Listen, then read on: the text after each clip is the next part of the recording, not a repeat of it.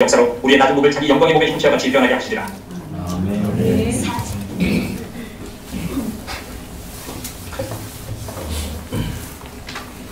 빌립보서 강해를 우리가 지금 하고 있습니다.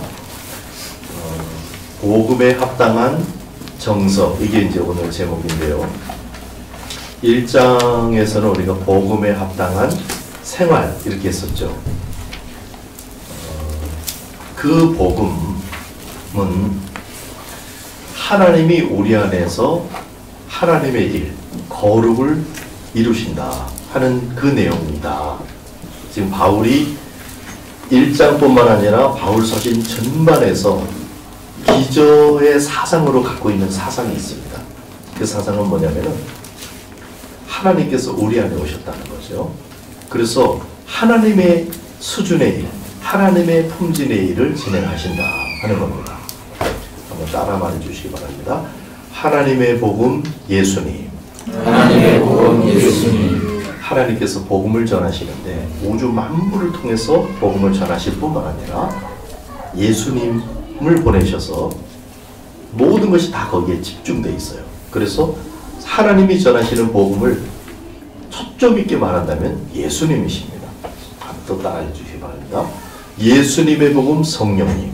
예수님의 복음 성령님. 예수님께서 많은 것을 말씀하시고 오셔서 사시고 죽으시고 부활하시고 승천하시고 다 하신 후에 또 핵심적으로 예수님께서 하나로 담아주신 것이 있는데 바로 성령님이시죠. 근데 그 성령님이 또 복음을 전하십니다. 지금도 전하고 계시고 그 성령님이 우리 안에 오신 것입니다. 하나님이셔요. 하나님인데 그분이 사람에게 임하셔서 하나님 노릇을 하시겠다는 겁니다. 여기서 생각을 잘 정리하고 행동을 그 복음을 통해서 나오면은 굉장한 일이 있겠죠. 그래서 1장에서는 복음에 합당한 생활, 그렇기 때문에 우리가 생활하는 그런 일상생활 그게 전부가 아닙니다. 그 안에 뭔가가 담겨진다는 거예요. 그리고 2장에서는 그 생활을 담으려면은 복음에 합당한 마음이 준비되어야 됩니다. 하나님은 인격이셔서 우리를 머리채를 붙잡고 인도하시거나 그렇게 하지를 않으시고 마음을 인격적으로 이제 이끌어 주시죠. 그래서 그 마음이 어떠해야 되는가, 그것을 지난 시간에는 한마디로 예수님이 하신 모든 동작을 한마디로 압축했는데 그게 복종이다. 물론 사람을 향해서는 용납입니다. 하나님을 향해서는 복종이고 사람을 향해서는 용납이에요. 근데 그 복종이 그럼 무슨 뜻인가를 쭉 봤더니 자신을 아래에 두는 겁니다. 하나님 아래 자신을 둔 것을 죽기까지 쭉 하셨다. 그런 상태에서 아래 둔 상태에서 말씀도 하시고 여러 가지 감정도 느끼시고 다 했는데 그 위치가 하나님 아래였다. 그게 이제 복종이었고 그 복종으로 구원을 이루라. 그게 하나님 아래 두는 것이 구원이에요. 그래서 맨 처음, 인생의 맨 처음에 자신을 하나님 아래 둔 것이 중생이고 계속해서 그렇게 점점 시간을 아래 두고 시간을 보내면 그게 성화의 구원입니다. 이 구원을 하나님께서 우리 안에서 이루시는데 우리는 그 하나님의 역사 아래에 있는 거예요. 자, 그런데 이제 3장에서는 복음에 합당한 정석을 했는데 하나님이 사람 안에서 역사하실 때 그 사람 안에 어떤 정서가 움직일까 하는 겁니다. 하나님이 사람한테 왔어요. 그래갖고 내 안에서 정말 산단 말이에요. 이 일이 보통 일이 아니잖아요. 그러면은 우리의 정서와 감정 이런 게 진짜 막 도통한 사람처럼 그렇게 될 수 있을 수도 있지 않겠어요? 아니면 그 이상일 수도 있겠죠. 아주 모든 매사에 태연해지고 죽음 이런 거 다 한다. 초연하고 그럴 수도 있지 않겠어요? 지금 하나님이 사람 안에서 하나님 노릇을 하겠다고 하나님으로 등장하시는 이런 얘기다 보니까 얼마나 센 얘기예요. 이게 워낙 센 얘기이기 때문에 우리는 잘 정조준해야 돼요. 스포츠카가 힘이 좋죠. 와 해가지고 제가 한번 스포츠카를 구경한 적이 있는데 3위를 귀에서 앵앵앵 그러더라고요. 소리가 얼마나 힘이 얼마나 좋은지. 근데 그렇게 강력하게 달려가지고 관중석으로 뛰어들면 어떻게 될까요? 재앙이죠. 근데 사람이 걸어가지고 관중석으로 들어가는 건 어때요? 아무런 부작용이 없어요. 이게 힘이 없으면은 부작용도 없어요. 정확성이 없어도 이 사람이 막 이렇게 돌아다녀도. 근데 이 힘이 좋은 스포츠카는 방향을 잘못 잡으면 큰일 나는 거예요. 지금 복음은요 엄청 센 겁니다. 그런데 하나님이 우리 안에서 하나님으로 하시기 때문에 우리가 이것을 잘 이해할 필요가 있어요. 정조준해야 돼요. 그 중에서도 문장으로 써 있는 것은 그렇다 치더라도 그 문장 사이에 들어있는 정서가 어떤지까지도 정조준할 수 있다면 아멘. 오늘 그렇게 됐으면 좋겠어요. 아멘. 그래서 복음에 합당한 정서 있는데 우리에게 롤 모델이 되어주는 분, 당연히 예수님이시지만 예수님은 하나님이시면서 사람이셔요. 그러다 보니까 예수님이 우리가 사람들이 감히 잘 이렇게 롤 모델로 잘 안 세우죠. 사실은 그렇게 해야 됩니다. 근데 그렇게 했던 분들이 있어요. 예수님을 롤 모델로. 그게 우리 교회에 기초를 놓았던 사도들인데 그 중에서도 말을 제일 세게 하는 분이 계세요. 누굽니까? 바울이. 요한은 좀 부드럽게 하고 베드로는 좀 이렇게 넓게 하고 이래 하는데 요한이 좀 세거든요. 바울이 좀 세게 하시거든요. 그 센 이야기의 장본인이 하는 말을 한번 들어보세요. 3장 17절. 형제들아 너희는 함께 나를 본받으라. 나를 본받으라. 예, 여러분 제가 여기서 여러분 저를 좀 본받으십시오. 아멘. 이렇게 말하면 뭐 가진 생각이 좀 왔다 갔다 할 거예요.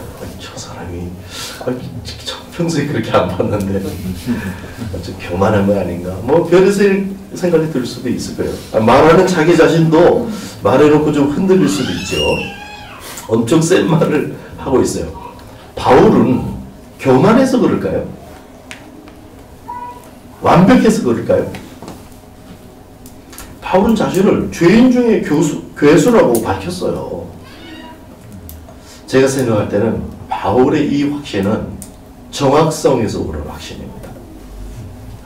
그리고 심지어는 뭐라고 말했냐면 미쁘다 이 말이요 모든 사람이 받을 만하도다. 할렐루야. 우리도 포함돼요. 사도 바울이 나를 본받으라 이렇게 말한 그 길에 우리도 들어갈 수 있다 이런 뜻이에요.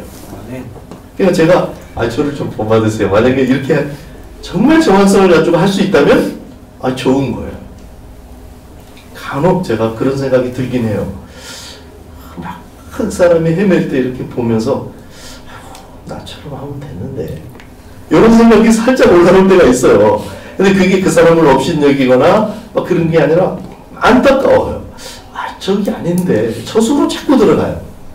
저기 아닌데 싶고 나처럼 하면 될 텐데 이런 생각. 그냥 그건 사람을 위한 생각이고 저도 가만히 생각해 볼 때 그때마다 제 마음은 성령으로 충만했고 겸손했고 하나님이 나의 주인이셨던 것 같아요.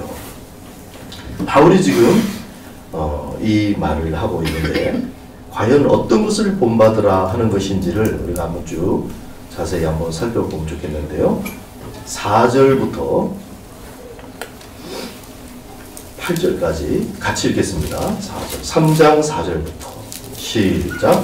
그러나 너 육체를 신뢰하여 만일 누구든지 다른 이가 육체를 신뢰할 것이 있는 줄로 생각하면 나는 더 그러하니 나는 8일 만에 내려가고 이스라엘 족속이요 베냐민 지파요 히브리 중인 히브리요 율법은 바리새인이요 열심으로 는 교회를 박해하고 율법을 분명히 자라. 그러나 무엇이든지 내게 이익이 가는 것을 내가 그리스도를 위하여 해로 여기므로 또한 모든 것을 해로 여김은 예수 그리스도의 아는 지식이 가장 고상하기 때문이다. 내가 그를 위하여 모든 것을 잃어버리고 예수님을 여김은 그리스도를 알고 그 안에서 발견되려 함이니 내가 아직은 율법에서 난 것이 아니요 오직 그리스도를 믿음으로 말미암은 것이니 곧 믿음으로 하나님께서 나옵니다.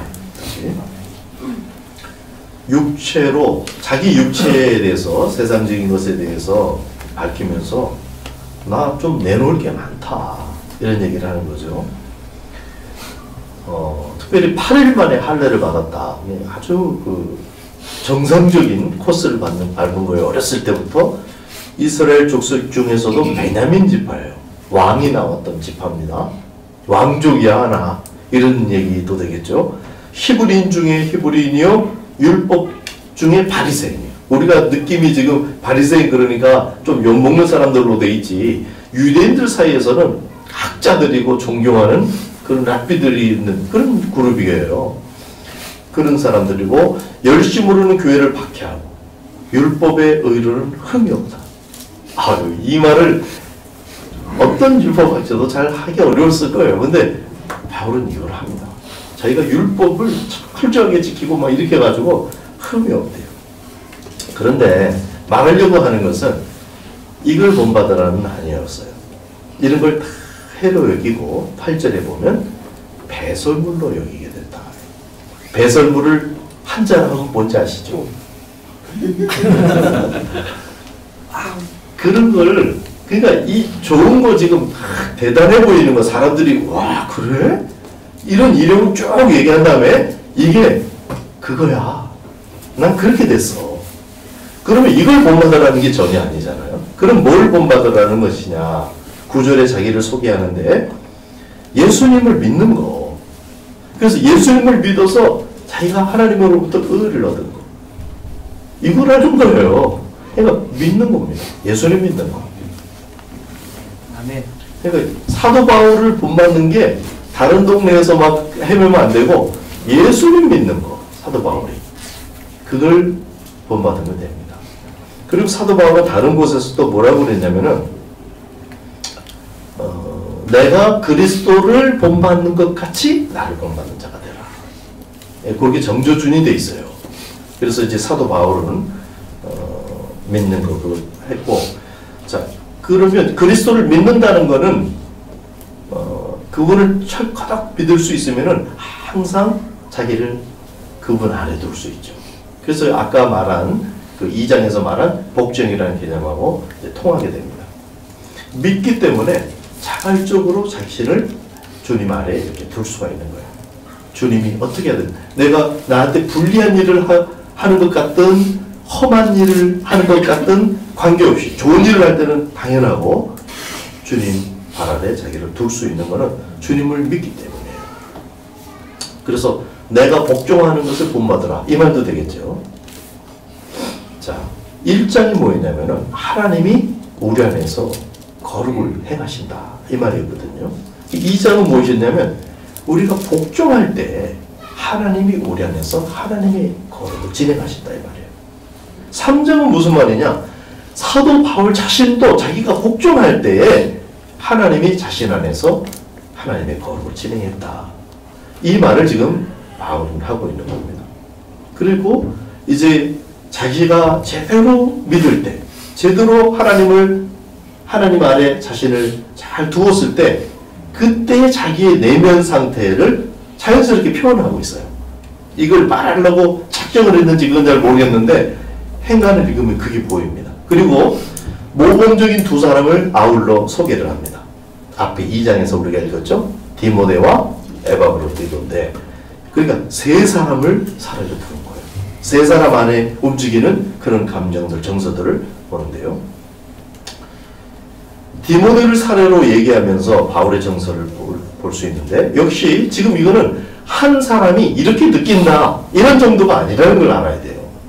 교회의 기초를 이루었던, 하나님의 영감을 가득 받았던 그런 사도들 안에 움직였던 정서를 말하는 겁니다. 마치 구약의 다윗 안에 하나님이 그 정서를 두셨던 것처럼 지금 신약의 사도들, 교회의 기초를 이루게 했던 그 사도들에게 충만히 임하셨을 때 사도들 안에 이렇게 움직였던 그 정서가 지금 나와 있는데, 2장 19절부터 24절을 읽겠습니다. 2장 19절부터 24절까지 시작. 내가 디모데를 너에게 보내기를 주 안에서 바라면 너에게만 명령하는 하늘을 하게 하니 이는 뜻을 같이 하여 너희 세상을 진실이 생산하지 않게 하기가 되었습니다. 그들이 다 자기 일을 구하고 그리스도 예수의 일을 구하지 아니하되 디모데의 연단을 너희가 하나니 자식이 아비에게 하는 같이 함께 복음을 위하여 수고하여야 합니다. 그러므로 내가 내 일이 어떻게 될지를 보아서 곧 이 사람을 보내기를 바라고 나도 속히 하게 될 것을 주 안에서 확신하노라. 19절에 보면은 바울이 빌립보 교회의 사정을 지금 현재 잘 몰라가지고 마음이 편치를 안 했어요. 그러니까 안심이 안 된 거예요. 그러니까 안심 안 되는 마음이 있네요. 저는 이게 저한테 굉장히 컸어요. 여러분 그냥 별거 아닐지 모르겠는데 제가 우리 성도님들이 일주일만 얼굴을 못 보면 불안해지더라고요. 난 이게 뭔지 몰랐어요. 나는 옛날에는 목회를 하지 않을 때 선교 사역을 감당하고만 있을 때는 그런 게 없었거든요. 휙 해놓고 지나가면 돼요. 나는 그냥 맞는 말을 복음을 딱 전해놓고 나는 지나가 버리면 돼요. 근데 같이 이렇게 지내면서 일주일만 안 보면 살짝 불안해요. 궁금하고. 그렇다고 그걸 다 표시할 수는 없어요. 같이 흔들릴까 봐. 그런 마음이 생겨요. 그래서 내가 목회를 하다가 마음이 약해졌나? 왜 이렇게 사람한테 내가 자꾸 이렇게 하나? 이렇게 생각하고 있었거든요. 근데 사도 바울이 그걸 좀 느끼고 있네요. 그러니까 그 사람이 지금 감정이 어떨까? 어떤 어려움을 내가 모르는 어떤 어려움을 홀로 견디고 있는 걸까? 혹시 이 전한 말씀을 잘못 이해해가지고 막 그것이 자기에게 율법으로 작용하고 자기를 괴롭게 하고 있지는 않을까? 뭐 별 생각이 다 드는 거예요.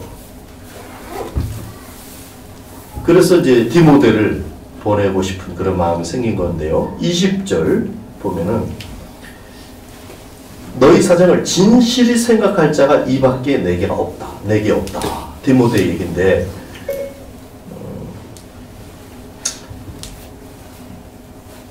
디모데 한 사람 외에는 내 마음하고 이렇게 같이 이렇게 되면서 너희들을 나의 시선으로 봐주고 관찰해주고 그걸 전해줄 만한 그런 인물이 내게 없다. 이런 말이에요. 고독이 느껴지더라고요. 바울 주변에 홀로한 사람들이 그렇게 많았던 것이 아니었던 것 같아요. 더군다나 그들은 21절에 자기 일을 구했대요. 그리스도의 일을 구하지 않고 크리스찬들이고 바울 주변에 다 성도들이었을 거예요. 그랬는데 그랬대요. 그래서 바울은 성숙한 사람들 사이에 둘러싸여 있는 것이 아니었어요. 그때의 디모데, 바울에게 얼마나 소중했을까요? 이게 지금 여기에 나타나요. 바울의 그 고독한 마음, 그리고 또 이 동역자, 자기와 마음을 같이 하고 있는 그 사람에 대한 그런 마음, 그리고 소식을 못 들었을 때 이 사람이 어떤 상태일까? 이런 마음, 이런 게 다 있고 21절을 보면 디모데는 함께 복음을 위해서 수고했는 사람이다. 그러니까 여기 지금 바울이 말하고 있는 복음, 바울은 로마서에서 하나님의 복음, 그 아들의 복음, 내 복음 이렇게 말을 하고 있어요. 그러니까 바울이 말하는 복음의 핵심이 있어요. 그게 하나님의 복음하고 크게 다른 건 아니지만은 초점이 있단 말이에요. 그런 그 초점을 바울이 말하는 이 복음하고 함께 이 복음을 위해서 수고했대요. 그러니까 디모데가 뭔가 바울의 말하는 바, 바울이 사는 바를 알아봐주고 있는 거예요. 그런 디모데를 말하면서, 근데 디모데는 우리가 살다 보니까 나이 차도 많고 이제 좀 관계가 형성되고 네가 내 아들 뻘이고 내가 아버지 뻘이다 이렇게 갖고 이 디모데가 자식이 아버지에게 하듯이 이렇게 하는 게 아니라는 거예요. 인간관계로. 그게 아니고 복음을 위하여, 함께 복음을 위하여 이렇게 했다는 거예요. 근데 하긴 어떻게 했냐면 자식이 아비에게 하듯 했다는 거예요. 그러니까 조금 달라요. 모양으로는 그냥 자식이 아버지께 한 것이에요. 사진을 찍으면. 근데 그 내용의 품질이 인간관계로 그렇게 하고 친해져서 그런 게 아니고 복음을 위하여 그렇게 했다. 제 생각에는 바울이 디모데를 존경했을 것 같아요. 여러분 어떻게 생각하세요? 실제로 바울은요, 축도할 때 다른 사람에게 축도할 때하고 디모데한테 축도할 때는 다릅니다. 은혜와 긍휼과 평강이 있을지어다. 항상 디모데를 축복할 때는 그 긍휼이 들어가요. 왜 그러냐? 디모데가 빨아당기는 거예요. 그래서 야 너는 나에게 좀 작은 거 또는 너에게는 특별히 많은 게 있는데 야 긍휼이구나. 하나님의 긍휼이 너 안에 움직이는구나. 그래서 나에게도 그렇게 하는 거구나. 이런 이해가 있었다는 거예요. 바울과 디모데 사이. 그래서 자신 대신 보낼 수 있는 사람이었어요. 디모데는. 제가 좀 더 주님께 더 이렇게 연합되어지고 그래서 저 대신 제가 중국에도 보내고 태국에도 이렇게 보내드리고 할 수 있는 사람이 나왔으면 좋겠네요. 아멘. 이미 도착한 것 같긴 한데 더 그렇게 되고 정말 그렇게 있고 그런데 함부로 또 막 보낼 수는 없는 사람이에요. 왜냐하면 여기서의 역할이 있어가지고요. 지금 그러고 있어요, 바울이. 사실 디모데는 빌립보서의 공동 저자예요. 지금 이 서신에 데살로니가 전후서, 고린도후서, 골로새서, 빌레몬서 다 공동 저자입니다. 그러니까 굉장한 그런 끈을 갖고 있고 이 사람하고의 관계를 얘기하는 중에 바울이 자기의 정서가 이렇게 표현되고 있고 바울 자신도 이 디모데를 향해서 그 다음에 빌립보 성도들을 향해서 굉장히 끈끈한 인간적인 정서를 엿볼 수가 있죠. 그래서 바울이 표현했던 교리적 진술이 있어요. 항상 기뻐하라. 여러분 느낌이 어때요? 지금 막 항상 기뻐하는 그런 느낌입니까? 범사에 감사하라. 아무것도 염려하지 마라. 지금 성도들이 어떨까 궁금한 거 약간 불안해요. 이게 염려 아니에요? 뭔가 본인이 진술한 그런 교리하고 달라 보이는 사실 다른 게 아니라는 걸 우리가 알아야 되는 거죠. 그런 것을 자기의 정서를 말하고 있어. 그래서 바울은 모든 상황에 대해서 담담하고 초연하기만 했던 것이 아니다 하는 겁니다. 에바브로디도를 소개하면서 역시 그 바울의 정서가 나타나는데 25절부터 30절입니다. 같이 한번 읽겠습니다. 2장 25절부터 30절 시작. 그러나 에바브로디도를 너희에게 보내는 것이 필요한 줄로 생각하오니 그는 나의 문제와 함께 사하고 함께 자세하여 너희의 나라로 쓸 것을 등등하는 자라.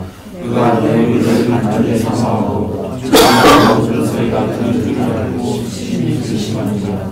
그가 그들을 주게 되었으나 하나님이 그를 긍휼히 여기시고 하나님과 또 나를 긍휼히 여기사 내 진실에 진실을 가게 하셨느니라. 그러므로 내가 더욱 그의 죄를 믿는 것을 너희로 돌려주시고 기뻐하게 하며 내 진실도 돌려하며 이러므로 너희가 저주하셔서 모든 기쁨으로 돌려받고 또 이와 같은 자를 주께 이기는 그가 그리스도의 일을 위하여 주께 이기고 자기 목숨을 쏟고자 하는 것은 나를 섬기는 너희의 일에 부족함을 지적하고 합니다. 25절을 보면 나의 형제, 나의 전우 생명을 걸고 같이 지금 싸움터에 있는 거예요. 너희들이 나의 쓸 것을 공급하기 위해서 보내준 사자. 그러니까 이 에바브로디도는 원래 빌립보 교회의 공동체에 있는 사람인 거죠. 그런데 보내준 거예요. 그런데 이분이 중병에 들었어요. 죽을 병에 들었어요. 에바브로디도가. 그래서 26절을 보니까 여기에는 빌립보 성도들을 간절히 사모했대요. 그러니까 에바브로디도와 빌립보 성도들 사이에 이게 모습이 나와 있고, 그런데 자기가 병든 것을 그 사람들이 들은 것을 알고 어떻게 됐다고요? 근심했는데 어떻게 근심했다고요? 심히 근심했어요. 굉장한 애착관계가 있어요. 사명 때문에 떨어져 있는 거지 원래는 같이 있고 싶은 사람들이에요.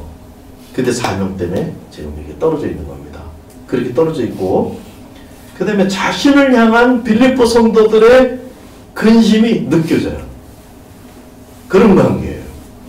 근데 그것 때문에 내가 너무 근심이 돼요. 저 사람들이 내 병 때문에 내가 죽을까봐 저렇게 그걸 할 거야. 지금 안 봤습니다. 소식을 몰라요. 근데 그 전에 그 관계 때문에 그렇게 느껴져요.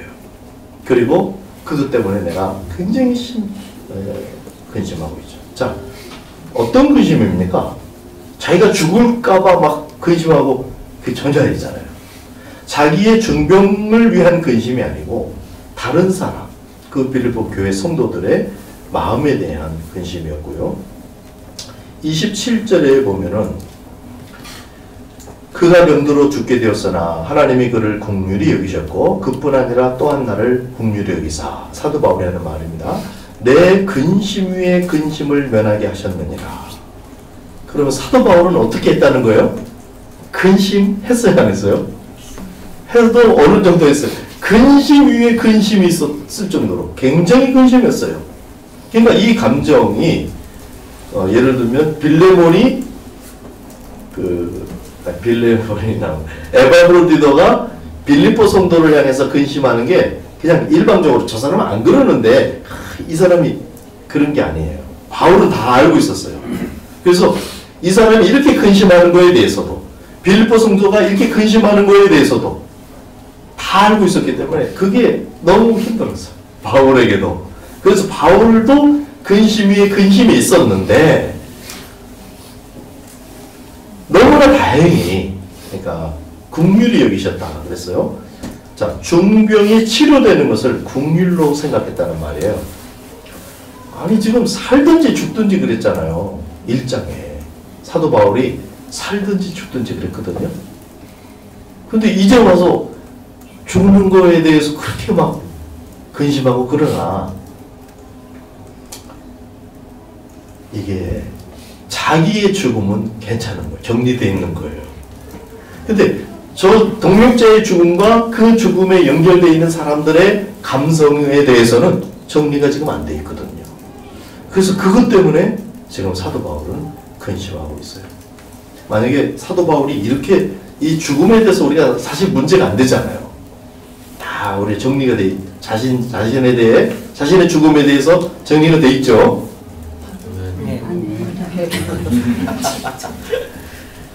그래서 우리가 서로 안녕히 가세요 이렇게 할 수도 있으면 되게 좋겠죠.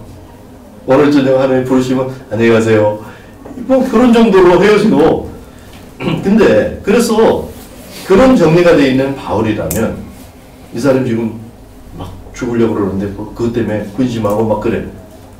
아니 빌립보 성도들아, 사람은 언제든지 다 죽는 거야. 이 사람이 죽는 거는 이 사람이 죽으면 왜 안 돼? 뭐 하나님 나라가 위축돼? 이 한 사람 때문에? 죽어도 괜찮아. 그렇게 근심할 필요 없어. 괜찮아. 내가 일어나. 어때요? 이 논리가 성립이 돼요? 안 돼요? 안 돼요? 나는 성립이 되는 것 같은데. 정서를 빼면 성립됩니다. 아니 정서까지도 깨달음에 의해서 깨달음을 그렇게 깨닫고 있으면 정서도 그렇게 나오는 거예요. 따뜻하지 않잖아요. 따뜻하지 않네요. 그러니까 교리를 깨우쳐준 것이 긍휼이 아니었고 지금 사도 바울이 느끼는 것은 치료된 것이 긍휼이었어요. 하나님의 긍휼이었어요. 그래서 사도 바울이 그렇게 생각하고 있다는 걸 우리가 알아야 된다 이 말이에요. 네. 사도 바울이 막 굉장해가지고 막 이런 게 아무것도 아니고 그런 게 아니에요. 자기의 죽음은 아무것도 아니에요. 이게 좀 다르죠? 죽음을 이긴 사람이에요. 근데 다른 사람의 죽음에 대해서는 조금 뭔가 다른 뭔가를 갖고 있어요. 고린도후서 11장 28절을 보면 이 외의 일은 고사하고 아직도 날마다 내 속에 눌리는 일이 있으니 눌렸대요. 속에 막 곧 모든 교회를 위해서 염려하는 것이라. 염려도 했대요. 자기는 아무것도 염려하지 말라 그랬는데 이게 배반되는 말이 아니란 말이죠. 누가 약하면 내가 약하지 않으며 누가 실족하게 되면 내가 약하지 않냐. 공감 능력이 있었어요. 저는요 오늘 제가 이 말씀을 준비하면서 굉장히 정리된 게 많아요. 여러분 어떤지 모르겠어요. 제가 조금 잘못 생각하는 거 있었던 것이 있어요. 그런데 느낌으로는 알겠는데 뭔가 이게 정리가 안 됐던 그런 게 있었거든요. 근데 오늘 끝났어요. 할렐루야. 여러분 저만큼의 감격은 아닐 것 같아요. 여러분들이. 그러나 하나님께서 저에게 큰 은혜를 주셨습니다. 그리고 28절에 보면은 내가 급히 그 글을 보냈는데 이제 이미 보낸 겁니다. 너희로 그를 다시 보고 기뻐하게 하며 내 근심도 덜려 함이라. 자, 지금 에바브로디도가 회복된 거예요, 안 된 거예요?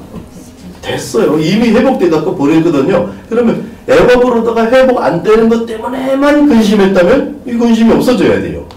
근데 아직도 이 근심이 남아있어요. 왜요? 빌립보 성도들이 아직 그 소식을 못 듣고 아직도 근심하고 있을까봐. 굉장히 다른 사람의 정서에 대해서 바울이 이렇게 생각하고 있다. 그게 자기의 근심으로 남아있을 정도로. 그래서 그걸 덜기 위해서 내가 이 사람을 속히 보낸다. 지금 이렇게 말하고 있습니다. 25절에 보면은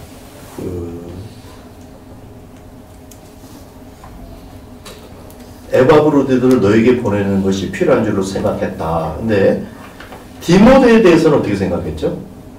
디모데도 보낼 필요가 있다고 느꼈잖아요. 왜요? 누구 때문이에요? 사실은 자기 감정 때문입니다. 내가 막 불안한 거야. 저 소식이 궁금해가지고. 근데 디모데는 보냈어요, 안 보냈어요? 아직 안 보냈어요. 보류했어요. 근데 에바브로디도는 이제 즉시 보냈어요. 왜요? 저 사람들의 감정, 이 에바브로디도의 근심, 이게 남의 거예요. 자기 게 아니고. 그래서 거기다 우선순위를 두고 보낸 거예요.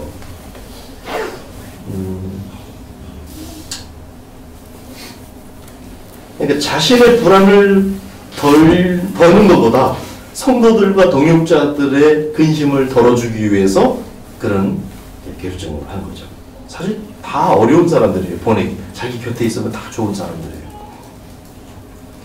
자, 이렇게 두 인물 또 바울까지 이렇게 보는 중에 공통적으로 두드러진 감정을 표현한 한 단어가 있었죠. 그게 뭡니까? 근심입니다. 근심. 부정적인 의미인가요? 근심 그러면 좀 부정적이잖아요. 하여튼 어쨌든 근심이에요. 근데 공통적인 것은 에바브로디도도 그랬고 바울도 그랬고 그 근심은 근심인데 자기를 위한 근심이 아니었어요. 자신의 죽음에 대해서는 살든지 죽든지 이렇게 정리가 돼 있었고 디도 역시 에바브로디도 역시 자기의 목숨을 돌보지 아니했다 이렇게 기록되어 있습니다. 30절을 한번 읽어보죠.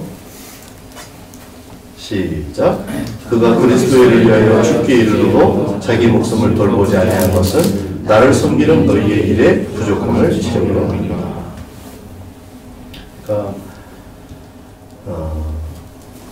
디모데 얘기를 할 때 그 사람들이 자기의 일을 챙기고 그리스도의 일을 챙기지 아니했다.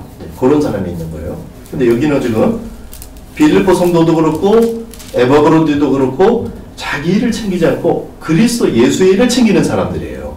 그래서 빌립보이 굉장히 돈독한 관계인데 그런데 빌립보 성도들이 그리스도를 위해서 섬기는 거 그래서 동역자인 바울을 섬기는 면에 있어서 부족했다는 것도 나와요. 왜 부족했을까요? 거리상의 문제가 있겠죠. 우선은 떨어져 있으니까 바울의 필요를 공급한다는 뜻은 한 사람을 도와준다. 불쌍해서 좀 도와준 그런 게 아니죠. 지금 복음에 디모데도 복음을 위하여 빌립보 성도도 복음에 참여하고 지금 그거거든요. 그런데 거리가 떨어져 있어갖고 우선은 에바브로디도가 빌립보 성도들보다 더 바울을 잘 섬길 수가 있었고 그 다음에 빌립보 성도들은 물질과 마음을 줬어요. 굉장한 거죠. 근데 에바브로디도는 몸과 목숨을 줍니다. 어떤 게 돼? 바울이 느낄 때 빌립보 성도와 에바브로디도를 이렇게 놓고 볼 때 마음이 어떻겠어요? 뭐 차별 대우를 하려고 그런 게 아니라 그냥 그렇잖아요. 에바브로디도에게 더 마음이 이게 크죠. 우리가 성도들 교회 안에 똑같이 그 대우를 해주세요. 만약에 그런다면 야 그건 참 어려운 일일 것 같은 거예요. 가만히 생각을 해보니까 실제로 막 이 복음을 위하여 이렇게 헌신하고 목숨까지 내놓고 자기 몸으로 봉사하고 이런 사람하고 약간 뭐 이게 좋은 게 아니다는 뜻이 아닙니다. 헌금으로만 할 수밖에 없는 상황을 가졌고 그렇게 하고 하는 사람하고 자기가 막 몸이 상해가면서 헌신하는 사람 느낌이 다를 수밖에 없다. 그런 생각이 드는 거예요. 그래서 헌금하는 사람들은 부족하다. 그런 뜻이 전혀 아닙니다. 근데 그런데도 바울에게 그랬고 역시 그런 마음이 지금 움직이고 그래서 나와 함께 군사된 사람이다. 이 사람은 나의 형제이고 몸을 생명을 걸고 있는데 어디에 생명을 걸고 있냐면 바울의 복음. 하나님이 우리 안에서 하나님의 거룩을 진행하고 있다는 이 내용에 정조준 데서 목숨을 거기다 거는 거예요. 그러니까 자기를 알아봐 주는 거예요. 누가? 에바브로디도가 알아봐 줘도 보통 알아봐 준 게 아니죠. 그렇게 알아봐 줘갖고 거기다 자기 생명을 거니까요. 이런 에바브로디도가 바울에게 얼마나 귀했겠어요. 좀 이런 사람들을 알아봐 주라. 이렇게 지금 고민하는 거예요. 그리고 존경해줘라. 이렇게 바울은 빌립보 성도에게 말하겠어요.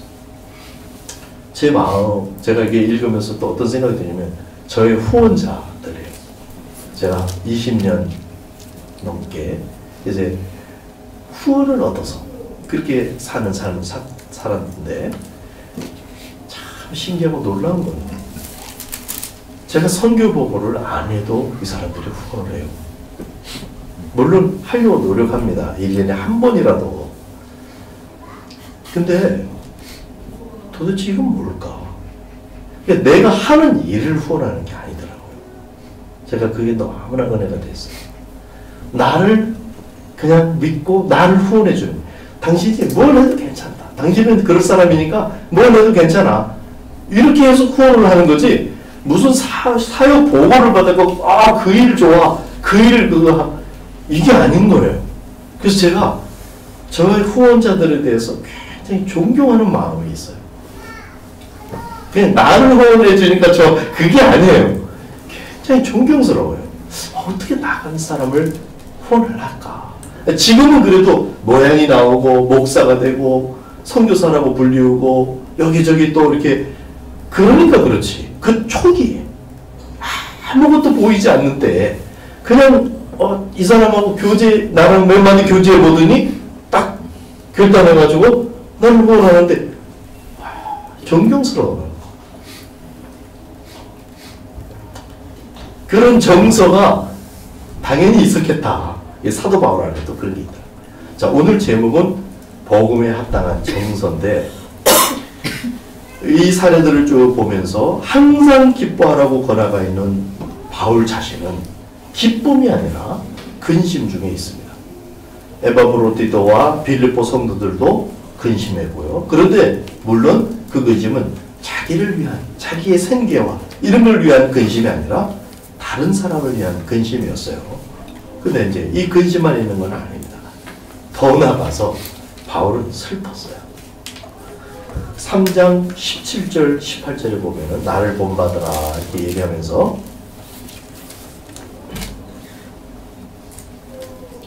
18절에 이제도 눈물을 흘리며 말하노니 눈물을 흘리며 말했다는 거예요.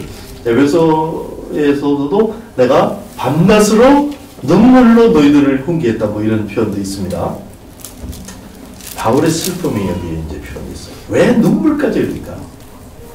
원래 17절, 18절 사이에는 그 for, 이유의 접속사로 연결돼 있어요.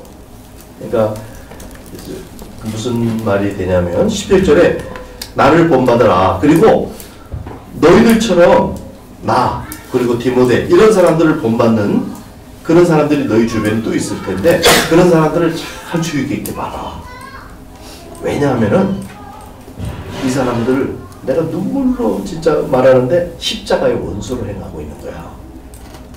그러니까 모양이 어때요?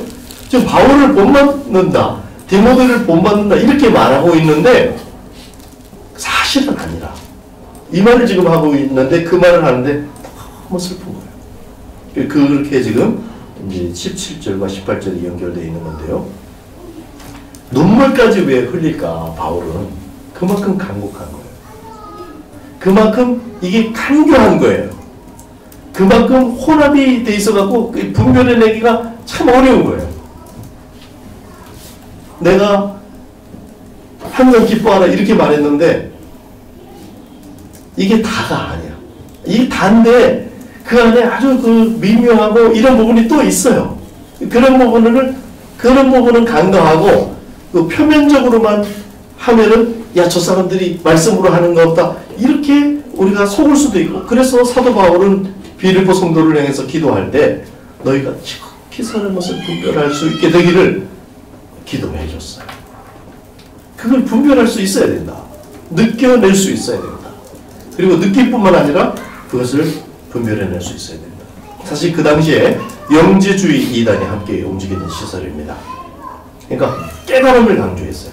그 교리도 있지만은 그 사람들은 깨달음이 굉장히 중요했고요. 깨달음을 강조했어요. 그러니까 자, 바울이 말하고 있는 이 복음을 만약에 깨달으면 어떻게 될까요? 사람 바뀔까요? 안 바뀔까요? 하나님이 사람 안에 오셔서 하나님으로 등장하신다. 깨달으면 어떻게 되겠어요? 바뀝니다. 여러분들도 바뀌시기를 축복합니다. 근데 바뀌는데 깨달음만 가지고도 이렇게 바뀔 거라는 거예요. 그런 행동이 나올 거라는 거예요. 근데 바울은 그런 거에 대해서 네가 자세히 봐라 하면서 울면서 그것을 간곡히 부탁을 하고 있는 거예요. 바울을 본받는다고 하지만 전혀 그렇지 않다는 거예요. 자신의 감정, 자신이 신이라는 거예요. 그렇게 교묘할 수가 있다. 이런 게 들어있어요. 그래서 전인격적이 되지 않으면, 다시 말해서 정서를 포함한, 아까 따뜻함 이렇게 말했는데요. 그게 포함되지 않으면 자칫 교리적, 다른 말로 하면 원리적이 됩니다. 그래서 주님하고 동행하는데도 원리적인 동행이라는 게 있을 수가 있어요.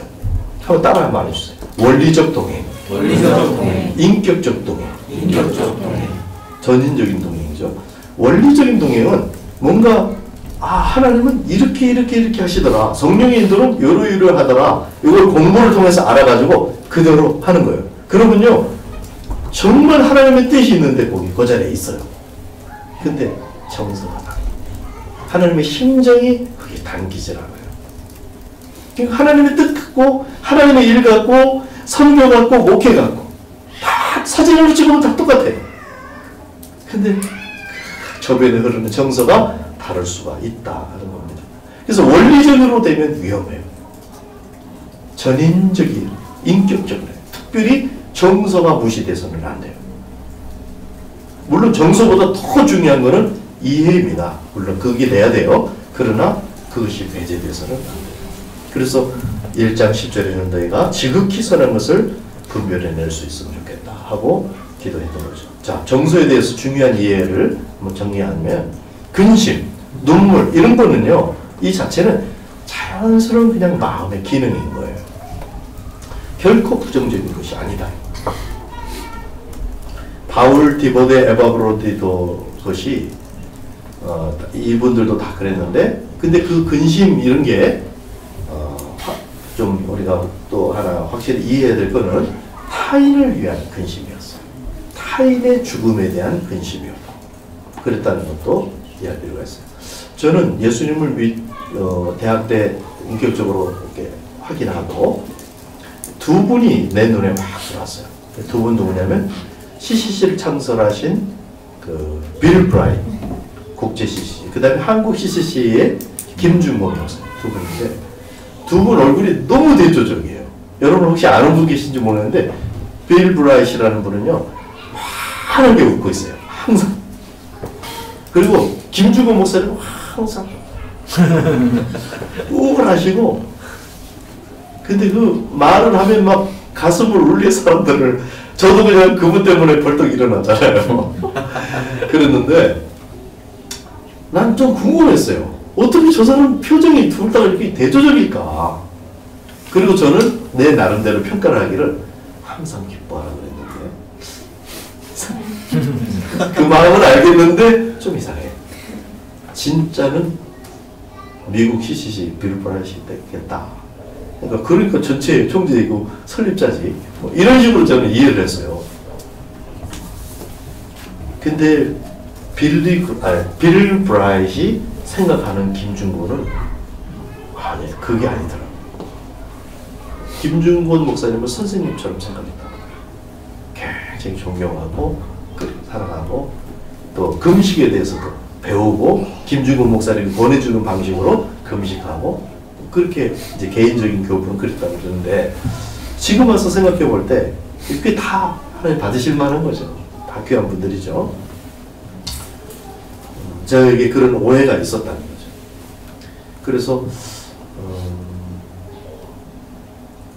그런 이제 그 우울해 보이는 거, 근심 이런 것이 그 자체가 나쁜 것이 아니다. 근데 방향을 왜 그렇게 하는가? 김준곤 목사님이 우울하고 그랬던 근심이 있었던 이유는 민족 보호파 때문에 그랬던 거예요. 그걸 알고 나니까 아 어른이시구나. 어른이시구나. 이게 알게 됐죠. 자 그런가 하면은 기쁨도 있습니다. 야, 여러분 너무 이제 같이 우울한 것 같아가지고 기쁨이 있는데 바울의 기쁨이 있어요. 2장 17절 18절입니다. 한번 읽어보십시다. 바울 서신 빌립보서 2장 17, 18절 시작. 만일 너희 믿음의 제물과 섬김 위에 내가 나를 전제로 드릴지라도 나는 기뻐하고 너희 우리와 함께 기뻐하리니 이와 같이 너희도 기뻐하고 나와 함께 기뻐하라. 기쁨이라는 말이 4번이나 나오네요. 복음에 합당한 그런 그 생활을 하고 마음을 갖고 정서를 가진 그런 성도들이 나온다. 다른 말로 거룩하고 흠이 없는 성도들이 나오는 이 일을 위해서는 내가 죽어도 기쁨 곱빼기야. 이렇게 말합니다. 기쁨이 한 번이 아니고 기쁨 두 번이. 너희도 기뻐. 그러니까 여기 전제라는 걸 뭐냐면요. 드링크 오퍼링이라고 하는데 제사를 다 드리네 마지막에 이게 포도주나 뭐 붓는 거예요. 향수를 붓는 건데 그러니까 종일 제사를 드리고 나면은 막 이게 달궈지겠죠. 돌덩어리 이런 것들이.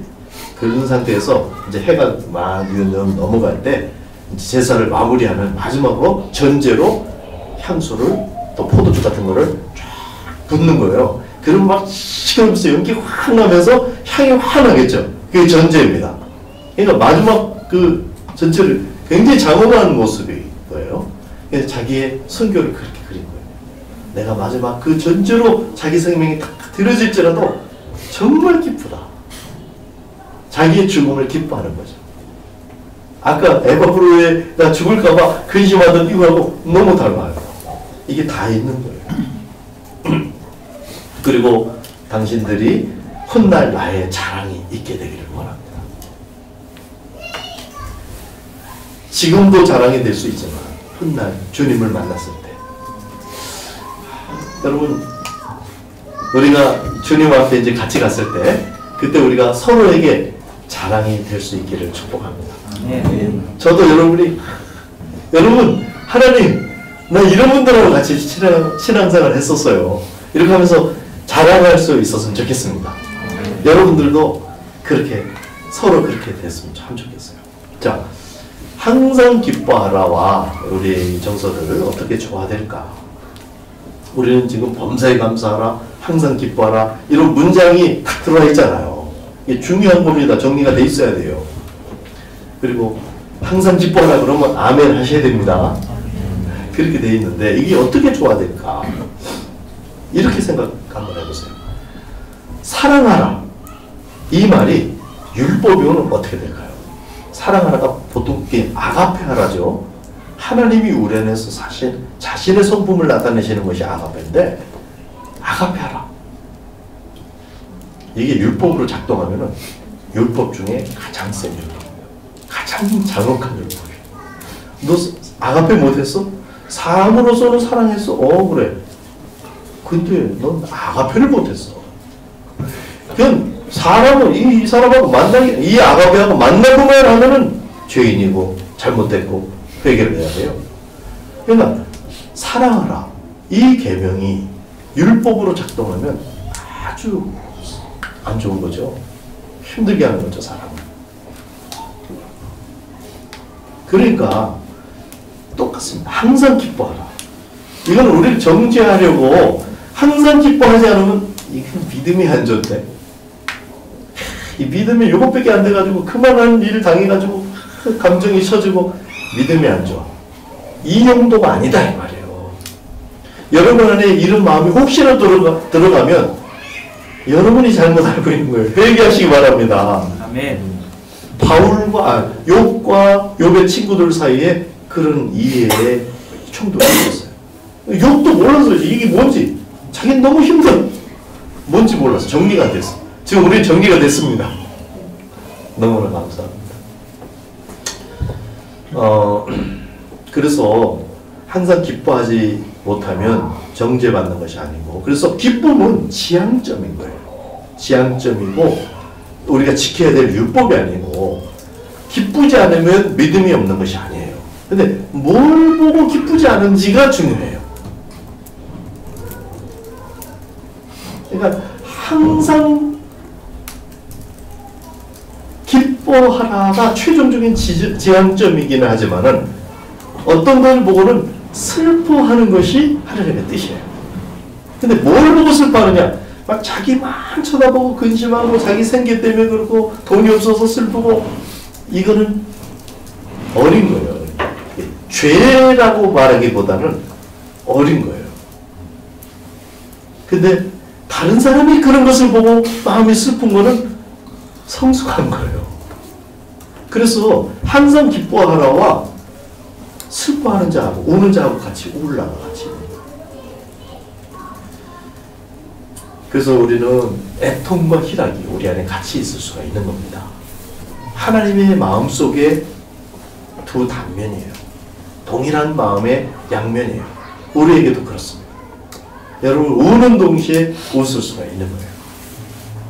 근데 무엇을 가지고 그러느냐에 대해서는 우리가 좀 더 그걸 붙잡고 하나님의 뜻에 합하게, 또 자기만을 아니라 다른 사람, 우리 가족, 공동체, 더 나아가서는 열방들을 향한 그런 것이 이제 하나님 원하시는 거죠. 감정과 정서에 대한 이제 명백한 결론을 얻게 된 것 같아요. 모든 감정은 밝은 쪽이든 어두운 쪽이든, 예를 들면 애통이든 희락이든 다 하나님의 선물입니다. 통증이 하나님이 주신 거예요. 통증을 감각할 수 있는 이 감각. 이것이 없으면 보호를 못하죠. 뜨거운데 못 느끼면 큰일 나죠. 그래서 하나님이 주신 거예요. 통증이. 그런 것처럼 우리의 마음의 통증, 마음의 고통, 슬픔, 아픔, 두려움, 염려, 이런 것까지도 이거는 다 하나님이 주신 겁니다. 우리 마음의 기능이에요. 근데 그래서 고통을 느끼고 슬픔을 느낀다고 해서 결코 믿음이 없는 것이 아닙니다. 예수님도 울었어요. 그래서 불안, 슬픔, 고통, 아픔, 두려움, 이게 부정적인 것들이라고 우리가 느끼죠. 그런 감정을 없애는 쪽으로 믿음의 수련을 진행하는 것은 그릇된 겁니다. 그것은 철인을 만드는 거지 성도, 더군다나 그리스도의 주님과 교감을 이루어야 될, 정서적인 교감까지 이루어야 될 그리스도의 신부를 양성하는 것이 전혀 아닌 것이죠. 불교가 사실 그렇게 가르치는 거거든요. 불교의 가르침은요, 죽음, 이별 막 이런 것들을 공이다 가르쳐요. 그건 없는 거다. 그렇게 해서 그걸 깨달으면은요, 슬프지 않도록. 슬픔을 느껴야 할 일일 것 같은데 슬프지 않도록 도와줘요. 그러니까 이거는 불교의 방식은 마취시키는 거죠. 마비시키는 거예요. 근데 기독교의 가르침 안에도 이게 들어와 있어요. 그래서 하나님의 말씀을 이렇게 가르치고 하는데 이제 아픔을 당했을 때 아픔을 안 느끼도록, 그러니까 소위 은혜로 마비가 되는 거예요. 하나님의 은혜를 받고 마비가 되면 안 됩니다. 근데 우리 기독교의 어떤 그 가르침 중에는 자칫 불교식으로 하나님이 이렇고 막 이렇게 해갖고 막 하나님이 막 센 게 막 나오니까, 그러니까 이런 것들은 아무것도 아니야 하면서 우리의 감정이 그걸 느낄 새가 없도록 지식으로 이렇게 하는 거예요. 근데 그것은 거짓으로 그렇게 하는 것은 아닐지라도 그릇된 가르침이다 하는 겁니다. 이런 방식은 고통을 허용할 수밖에 없었던 하나님의 심정을 도무지 이해할 수 없게 됩니다. 하나님은 고통을 허용하셨어요. 하나님이 그럴 수밖에 없었어요. 뭔가 있어요. 거기에 큰 뭔가가 있어요. 그런데 그것을 그냥 생각조차, 답을 딱 아는 것까지는 또 나중 일이라 하더라도 그 방향을 묵상하고 같이 고통스러워하면서 주님을 더 알아가는, 주님의 심정을 더 헤어질 수 있는 그런 성숙으로 나아가는 것을 방해하게 됩니다. 그래서 고통에 대해서 소위 은혜로 마비시키는 그런 잘못된 것을 믿음이 좋다 이렇게 착각하지 않는 바른 이해가 여러분에게 있기를 축복합니다. 그러나 그 감정이 어떤 일 때문에 일어났는가를 분간하는 것은 중요해요. 그래서 항상 자기 안을 들여다보는 것은 중요합니다. 말씀을 통해서. 나 중심의 감정은 나쁜 것까지는 아닐지라도 어린 거예요. 다른 사람의 아픔 때문에 아프고, 다른 사람의 근심 때문에 근심하는 게 이게 주님의 마음, 바울의 심정이었어요. 복음에 합당한 심정. 이랬을 때 지금 바울 안에 그게 있었던 거죠. 말씀 맺겠습니다. 바울은 소식을 몰라서 불안했어요. 초연하거나 담담하거나 소위 도통한 도사의 모습이 아니었어요. 동역자들과 함께 근심하고 눈물을 흘렸고 또 기뻐했어요. 그러나 그 희노애락의 모든 기준점이 복음이었던 거예요. 내주하시는 하나님이 우리 안에서 거룩을 이루신다. 하나님께서 창세전부터 지금까지 변함없이 거룩하고 흠이 없는 아들들을, 딸들을 가지고 싶어 하시는 그 일을 진행하시는 일에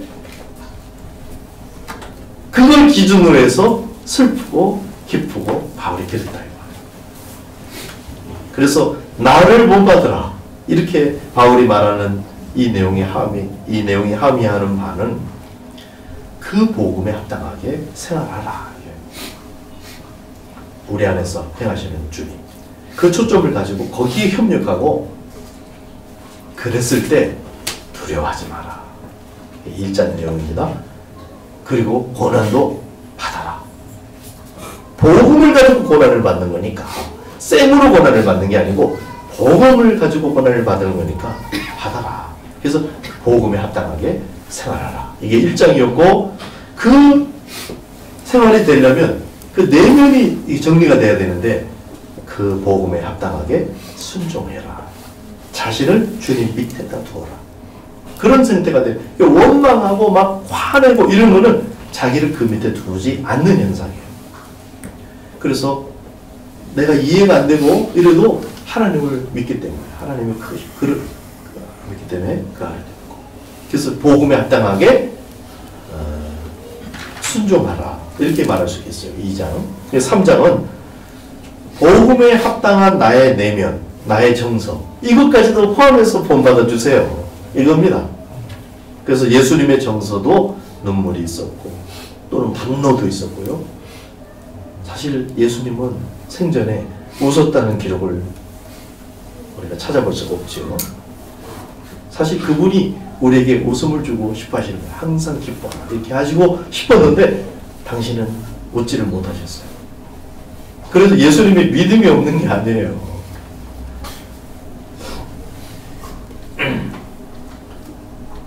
불안, 근심 등 부정적이라고 생각하는 감정을 적게 느끼는 것이 결코 성숙이 아니다. 얼마나 범사에 담담한가, 얼마나 초연한가, 이것이 성숙이 결코 아니다. 오히려 풍부한 감성을 가지고 무엇을 위해서 오는가, 무엇 때문에 아픈가, 무엇 때문에 근심하는가, 무엇 때문에 고독한가, 무엇을 기뻐하는가에 따라서 그 성숙이 가름된다는 사실을 우리는 명백히 이제 알게 됐습니다. 우리 안에 일어나는 정서와 감흥들을 복음에 합당하게 사용하는 성장, 성숙이 우리 모두에게 있기를 축복합니다. 아멘. 복음에 합당한 정서가 우리 안에 속에서 자라나게 되기를